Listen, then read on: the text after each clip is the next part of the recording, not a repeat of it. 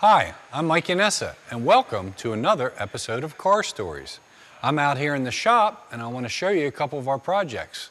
Here at 525 East High Street, my company, Wheels in Motion. At Wheels in Motion, we not only work on old cars, we work on new cars, we do body work, we do service work, but here's just a couple that we finished. Beautiful 65 Mustang convertible. We finished the whole interior and got it all tuned up for her, ready to cruise for the summer. And if you watch some of the other episodes, you might remember the Swinger, 1970 Dodge Dart Swinger. The orange one over here. We got that all done for the customer. He took it to Ocean City, had a ball with it, and now it's back for a couple little changes. The steering had some play in it, so we're putting a new steering box in it and doing a front end alignment. So nice car, 340, 4-speed, 1970 Dodge Dart Swinger.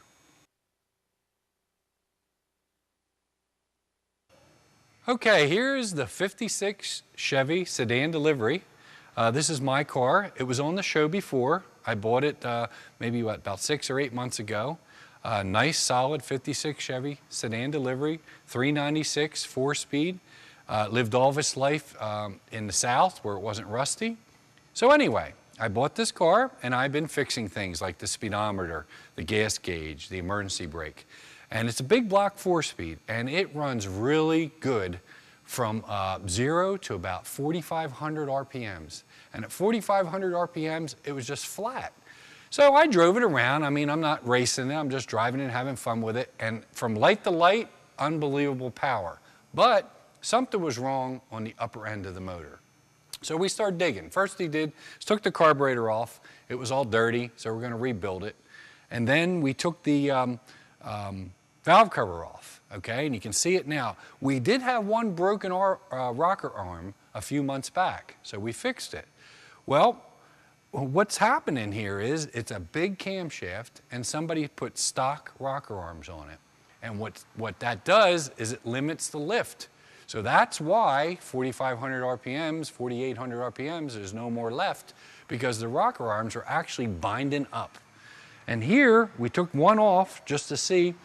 This rocker, this slot, is a normal stock big block rocker. When you have a cam, like this has, a big cam, you have to get a long slot rocker. And it enables the rocker arm to move more and use the cam to its fullest. Well, this rocker arm, you probably can't see it, but it's just starting to crack like the other one did a few months ago. And this fulcrum, they call it here, is actually worn at a sharp edge right around it. So that's a major problem that we found. So we ordered a set of long slot rocker arms. We're going to put it on it, rebuilt the carburetor, and hopefully we'll be out this weekend cruising in it. Okay, so here, this should be a familiar face. We had this one on the show a few times. This was the one that was in the showroom all dirty, just like we pulled out of its 40-year storage. Guy bought it new in '63, parked it in '74, and last winter, we dug it out of the barn up in the mountains it was in and got it running again, got the brakes working, serviced it, washed it, waxed it, got the convertible top going down. It's a 1963 Impala SS convertible 4-speed. 38,000 original miles, original top, original owner. His wife is dying to take a ride in it. They've been married for 40 years and she never rode in the car. This weekend, hopefully, the weather permitting, June 6th, they're going to take it to their first cruise over at Cruise In for the Cure. They were on our show, too, back in the winter, Jeff and Sherry Sparing. It's a good show this weekend in Bali, June 6th. It's at Morning Star Church, and it's for a good cause. So Joe and Bonnie are going to take the '63 Impala out for its first ride in 40 years by the original owner. So as you can see here at Wheels in Motion, we're fortunate to be very busy with collision work, hot rods, service work. But there's even more going on in the showroom. So let's go check it out. Okay, so now we're in the showroom at Wheels in Motion, as you can see. And the two new cars in here right now are a 2006 Chrysler 300 Hemi, loaded, leather, perfect condition with 9,400 miles. So if you know anybody looking for a good car, it's here at Wheels in Motion. The other new one just came in last week, Beautiful. Peacock blue, 1956 Thunderbird. 312, automatic, power steering, power brakes, power seat, power windows. Real nice car. This is what you call a perfect cruise night car. It's very nice, and it's meant to be driven. It's not a trailer queen. It's just a really nice car. So if you know anybody looking for a T-Bird, we have this one listed at $39,900, but we're accepting offers. So 1956 T-Bird here at Wheels in Motion. Okay, so tonight our special guest is Paul Leach. And Paul Leach does pinstriping with paint and a brush. Here's an example of his work. And pinstriping in the old days, back in the 1900s and the teens, it was a big part of the automobile business. The leaf springs were pinstriped, the rears were pinstriped, the wheels were pinstriped. A lot of hand striping done on those vehicles. Today, you see a lot of the new car dealerships, sometimes they'll use tape, and sometimes they'll call a guy like Paul to go out and paint them on by hand. And that's really the way to do it, especially if you have a nice luxury car. And he does initials and all type of stuff. So Paul's here tonight to show us some of the basics of pinstriping and talk about pinstriping. So Paul, what do you got for us? A lot. I appreciate you having me tonight. Yep, thanks for coming. Just so people are aware, probably 75 to 80% of my work is just doing basic lines down the side of a car. Right. You know, double stripes, usually 2 colors. Right. Initials, things like that. Mm-hmm. But what you're going to see tonight is I do a lot of hot rods. I do a lot of motorcycles. Mm-hmm. I've done fireplaces. Oh, anything, really? Yeah, anything that people want some striping or decorative paint, I do that. Okay. And as you're going to see, there's different styles. Like this is a friend of mine, Gary Jensen. He's out in Utah, and back about almost 18 years ago, this is a very popular style that he started. And all these different styles take different brushes. And for example, this is a Mac brush. It's the Wizard Typhoon, and it's very good for doing twirls and rounded fronts to a stripe to a point. Okay. And most of the work that I do is probably with the typical Mac brush. Right. This is a 00 Mac brush.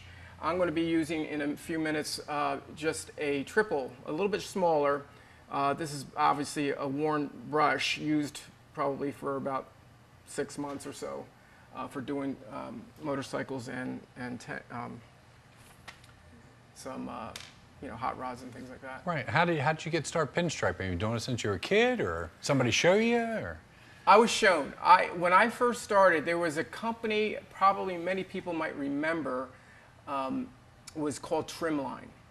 Yeah, they sold accessories and stuff. All right? kinds of Dealership stuff. Yeah. Well, what I started doing is, I was doing stuff for this company, and when I went to a dealership, I saw an older guy pinstriping, hand painted. I was like blown away. And this is when, like 70s, 80s, 60s? Where It was like around 82, okay. 83. Okay. I was about 20 years old. Well, I'm 55, so I was 22 years old. Okay. And you saw an old guy pinstriping. And as soon as I saw it, I said, I'm going to do that. And ended up, I practiced for a little while, on my washing machine and dryer, and actually my parents' washer and dryer, and then used cars. And then after a while, I went to a used car lot, started striping, and I've been doing it full time. This August will be 32 years. Oh my goodness, that wow. I've been pinstriping. Full time. And I do about 30 dealers and about 60 some body shops, like yours. And I, repair stripes. I sometimes, depending on the kind of paint, I don't use one shot, but one shot I use for, well, I did actually for about 20 some years. But because of some of the pigments and things like that, I went to urethanes because they just hold better. They last, they don't fade, they don't chip. And I've had great success with it. Yeah, the one shot is a sign painter's enamel. And I guess probably because of the regulations and lead or whatever, it just doesn't hold up as good as it used to. So what Paul's saying, he uses urethane paint just like we use to paint a car. Right. So it will hold up for a long time. And the only thing is sometimes it's not easy to get off. Like the one shot you get off pretty easy. Right. This stuff is on there, you know, for a while. Well, the nice thing about it, though, is if you go through a car wash every Saturday, it ain't good. it's not coming off. It's not coming off. You know, and right. it's there. It can come off, though. You know, How would you take it off? Wet sand it? Or? Yeah, you wet sand it very easily, and then you just buff it. And you know, if you're, you know, usually you're taking off initials, maybe. Yeah. You know, usually stripes you don't have to take off unless someone doesn't like the color. Right. What I suggest is you just change the color. Go over it. Yeah. Go over. If you don't like a red, you might want to put a pewter gray on instead, right. or something more subtle. But there's just so much you could do. You could do, yeah. Color-wise. And what we'll get, if we'll get a collision job in on a new Cadillac and we're only painting the fender and the door, then he'll come in and match up the exact color from the rest of the car and just match the fender and the door. So that's how we became, you know, doing business together. And then actually last week he did a custom motorcycle tank and fender for us, similar to this type of scroll work, which is, you know, really, really neat. Yeah, in fact, I took pictures of that. I don't know if you can get it on the camera or not, but it's really. And a lot of the guys today want the old school pinstriping like this guy did with the tank. You know, something a little bit older from the 50s. And, you know, like he says, there's different styles that different artists use, like a fatter, you know, brush or a fatter stroke. And it's really, really neat. Like I said at the very beginning, the old cars in the old days, pinstriping was, you know, all over the place. It really accented the car. And nowadays, you get a double stripe down the side, maybe your initials, and, you know, that's it. But the custom cars, like, you know, the cars that are flamed and the motorcycles, they really got some nice pinstriping work done on them. So I like doing that. Yeah, I mean, some styles just so you can see, you know, maybe you want some feathers or a dream catcher. Wow, that's really neat. Any kind of thing. Yeah, let's show that. See that? Wow. And you can do any kind of color feather. If you have a particular, you know, we want real bright, you can do that. Now, if you want, there's right behind you there, Mike, there's a panel with a, you know, just a little clown on it. Oh, this one? Yeah. You know, just something, you have a cartoon or something you want on your car, you know, maybe your bike. You know, you give me a picture and, you know, 99.9% of the time I can copy. So it's more than pinstriping. It's yeah, that type, you want to so dress up. really This is a panel I bring to shows or like car shows or bike shows, and you know, like, sorry, it's a little scratched up, but no, I bring it around. That's really cool. Yeah. And then this is just some other. This is just a pretty much what you want. Yeah. Again, this is a certain particular brush, and to get these little highlights, I call this fireworks, because you ever see those fireworks where you know they're run around all over the place. This is a style that people are picked up on, and you know, I'll do the back of a tailgate or something, and I'll do this any kind of colors they want, but I can pop it out with blending with the colors. That you go from a blue to a lighter blue, all the way to a white little dot, yeah. and it just pops. How about like lettering? Do you do any lettering or? Yeah, I do lettering. I do initial work. You know, years ago I used to do trucks, but I've gotten away from that. I just use basically monogramming brushes. Right. So if they want some lettering on the back of their car or their bike, or if they want initials on their door, or maybe a monogram on the back of their car with a circle, I use a particular brush. I probably 90% of the time, this is again just a signature brush. It's like a #1. So it's what's #1 mean? The thickness? It goes by size. If you go to 0, that's the smallest. Okay. And usually you'll go up to 4, 5, 6, 7. You know, they are bigger brushes. I don't buy the bigger brushes because I don't do big stuff anymore. Right, like the big fire truck or something. Yeah, I'm not into that anymore. You have to make a pattern. And what happens with vinyl out for the last 25 years? Right. It's so much cheaper for someone to get a vinyl. And in an accident, if you have a lot of lettering, it's just more cost effective. Right. But you know, if it's small lettering, you know, I can do it for a car or the back of a car. And that little brush holds a lot of paint, huh? Oh yeah, oh yeah. And in fact, I'll show you a little bit. Why don't you show us? Yeah. For instance, this panel here, I made a graph out with what I call a white Stabilo pencil. Don't know what I did with it, but anyway, it wipes right off. But when you do any kind of striping, like on the side of a car, you have to lay out a line to follow. And here I made a graph so that I work from left to right. So I will always start the left side. I'll do a stroke on the left side, come back and do another stroke on the right side, and match it. Now the graph is going to help me, make sure I get it in balance and equal. Right. And when you do a car or a bike, you're going to use some reference point, so you can measure from one side to the other, so that you have it exact. Okay. And you want something close. And when you say you work from left to right, other people work different ways? Well, a left-hander is probably going to do the opposite. Okay, so you're a right-hander, so that's the way. Okay. So when I'm striping, even when I'm working on a car, I'm going to side. I start from the right passenger side front panel, and I work all the way around. Okay. Yeah. And I do one color all the way around that car, and then if I'm using a second color, then I start on the right panel, and I'm striping right underneath my first stripe as my guide. That becomes my guide once I have the stripe. The first one, yeah. Right, so, your first one, you make sure it's straight and square and even, then the second one just follows the first. The first one is the most important. A little harder, yeah, sure, I can see that. So let me, one thing after being 55, I have to use some magnifiers to see close up. So again, I started with a little spearhead here, and now I'm going to I'll probably start on the right and start off the side and just come down towards the stripe that I already put on. That's amazing. And how are you keeping the paint flow? In other words, how comes it's nice and neat? That brush holds that much? Yeah, you'd be surprised what this can hold. Wow. I could probably, like if I'm doing a straight line on a car, I usually do a panel at a time depending on the color. Mm-hmm. You'd be surprised the difference. Like if I use a gray stripe, I could probably do a whole car right down the side. It's better I do panel by panel. Yeah, yeah. But like reds or purples or any kind of metallics that I use, you'll find you might have to do the panel twice. Half.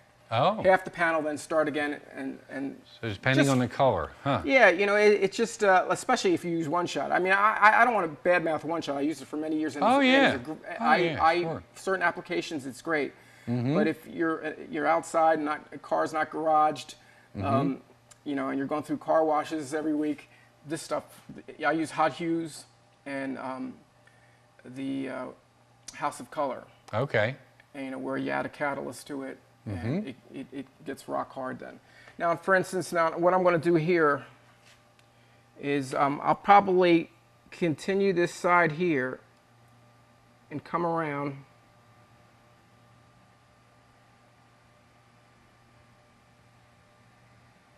He makes it look easy, you know it? And I'll do the same thing on this side.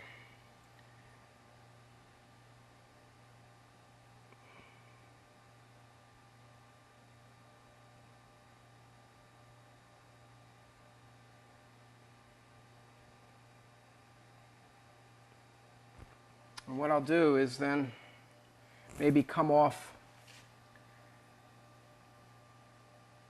the stripe on the left here and bring it down and into that stripe. Oh yeah, look at that.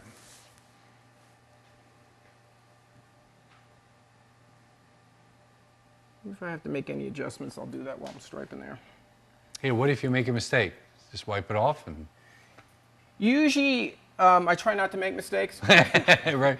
I do. What you do is you can just wipe that little area. Right. Let me show you some. Like, just say I made a mistake and I put a little extra paint there. Yep. I'll take like a nylon brush with a little bit of because this is pretty hard stuff. This starts drying pretty quick.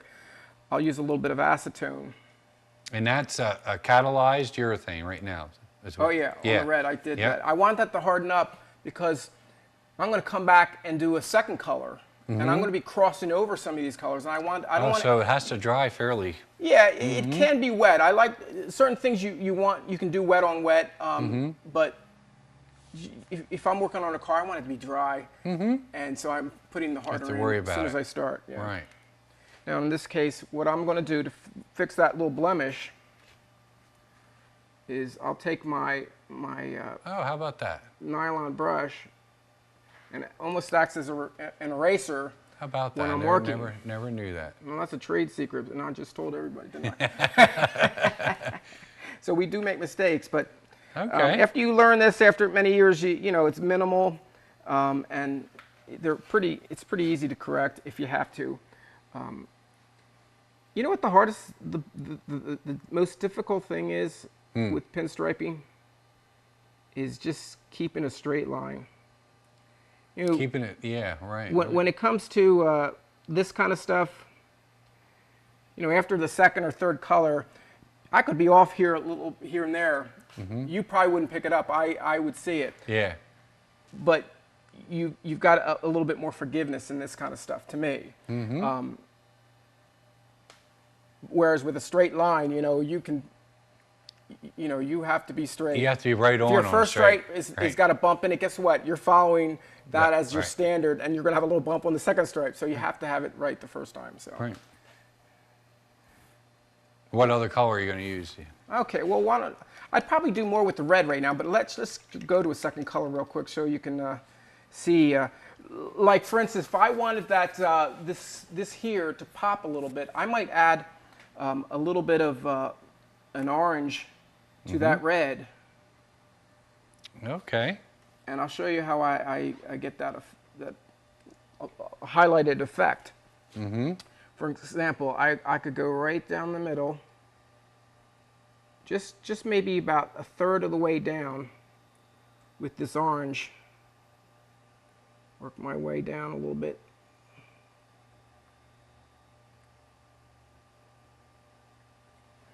Okay, now I'm going to add just a tiny bit of yellow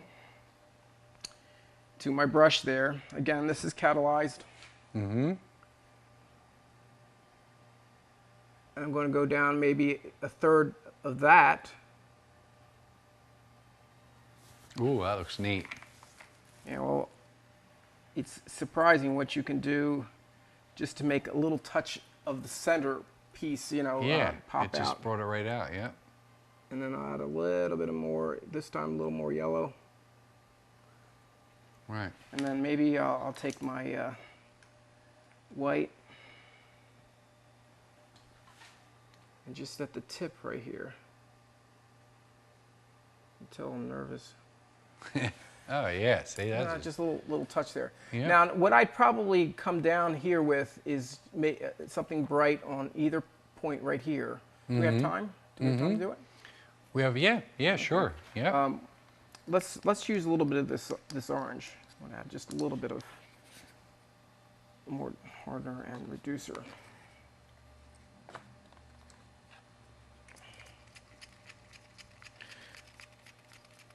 When I go to a bike show or a car show, you know, you're dealing with the wind a lot of times and hot sun, so you have to keep adding reducers. Sure.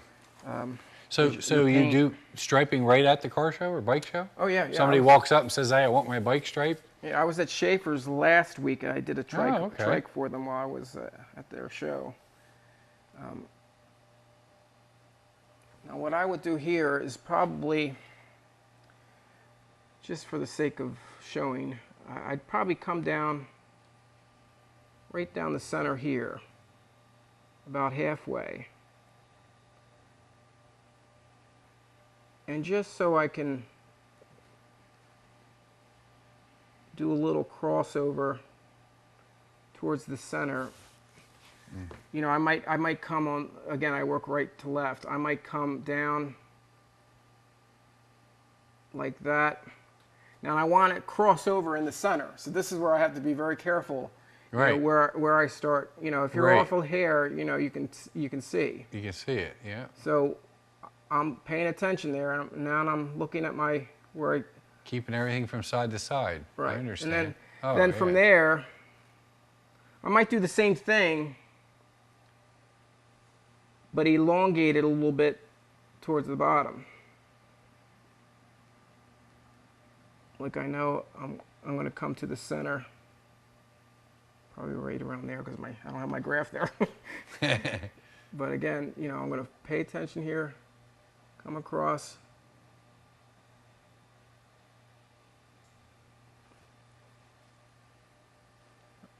Maybe come to this side a little bit. I'm going to come a little heavier on this right side.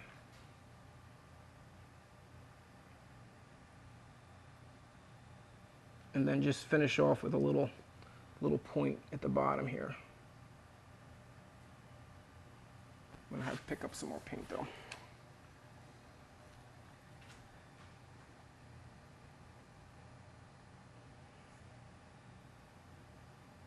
Can you see this on the camera? Yeah. Can you?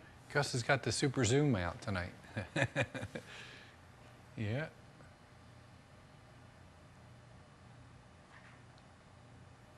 Again, if I want to, That looks really neat. yeah. Again, if I want to round off any edges that I'm not happy with or something, I'll take my. And that brush is made of nylon, not horsehair or anything like that. So This one isn't. Yeah, these are different hairs, squirrel hairs. right. But that is a little bit rougher, so This that, is that man-made. knocks it off. It's synthetic nylon. Yeah, you know, it knocks off the. So basically, all I'm doing with this brush is pushing the paint around. So I'm cleaning that every time. Yeah. Okay. Getting off this, I'm trying to get off as much of the acetone off, and then I'm pushing that clean brush off the paint On the side. around. So, Wow. so like for instance, if I want to go in here and just clean that a little bit more, I can do that. And now what I'm going to do is maybe follow the top line. Maybe I'll start and just come through the middle of this.